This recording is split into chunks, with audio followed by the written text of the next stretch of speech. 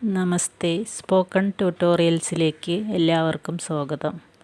ഇന്ന് നമുക്ക് ഡെയിലി ലൈഫിൽ തീർച്ചയായും അറിഞ്ഞിരിക്കേണ്ട കുറച്ച് ഹിന്ദി സെൻറ്റൻസുകൾ പഠിക്കാം. രാജു കാ ഘർ കഹാ ഹേ? രാജുവിൻ്റെ വീട് എവിടെയാണ്? രാജുവിൻ്റെ ഘർ വീട്, കഹാ ഹേ എവിടെയാണ്? രാജു കാ ഘർ കഹാ ഹേ?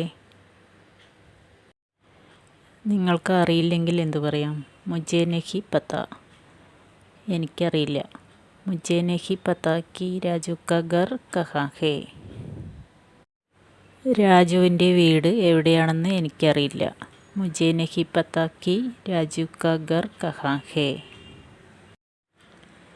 സീത കെ ബच्चे ക്യാ കർ രഹേ ഹേ? സീതയുടെ കുട്ടികൾ എന്തു ചെയ്യുകയാണ്? സീത കെ ബच्चे, സീതയുടെ കുട്ടികൾ. ബच्चे കുട്ടികൾ, ഇവിടെ കൂടുതലുള്ളത് കൊണ്ടാണ് കെ ചേർത്ത് പറയുന്നത്.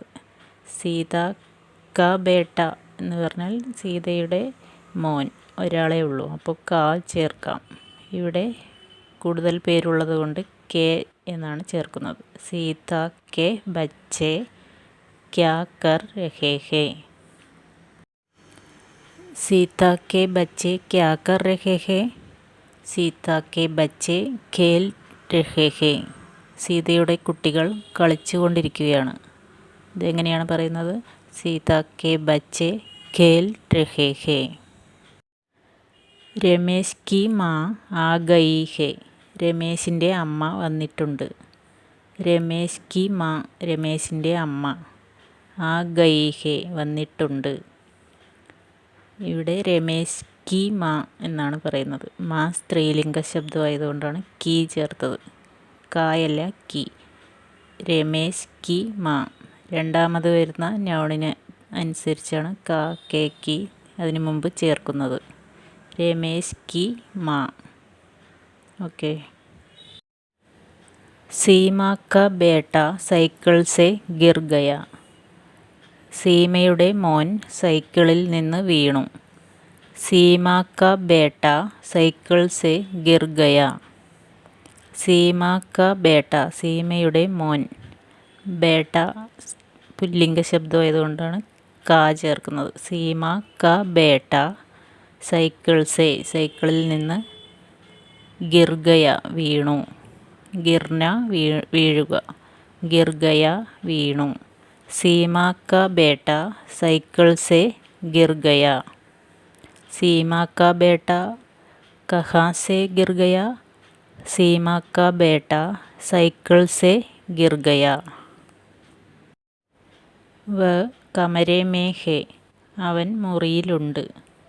വ അവൻ. വ എന്ന് പറഞ്ഞാൽ അവൻ, അവൾ, അത് എന്ന അർത്ഥത്തിലൊക്കെ ഉപയോഗിക്കാവുന്നതാണ്. വ കമര, കമരേ മേ ഹേ മുറിയിലുണ്ട്. കമര മുറി, കമരേ മേ ഹേ മുറിയിലുണ്ട്. കിതാബ് മേജ് പർ ഹേ? പുസ്തകം മേശമേലുണ്ട്. കിതാബ് മേജ് പർ ഹേ. കിതാബ് പറഞ്ഞാൽ എന്താണ്? പുസ്തകം, ബുക്ക്. മേജ് മേശ, ടേബിൾ. മേജ് പർ ഹേ മേശയുടെ മേൽ, മേശയുടെ മുകളിൽ ഉണ്ട്. കിതാബ് മേജ് പർ ഹേ. मैं ദില്ലി സെ ആയാ ഹും? ഞാൻ ഡൽഹിയിൽ നിന്നാണ് വന്നത്. मैं ദില്ലി സെ ആയാ ഹും. मैं ഞാൻ, ദില്ലി സെ ഡൽഹിയിൽ നിന്ന്, ആയാ ഹും വന്നത് അല്ലെങ്കിൽ വന്നിട്ടുണ്ട്.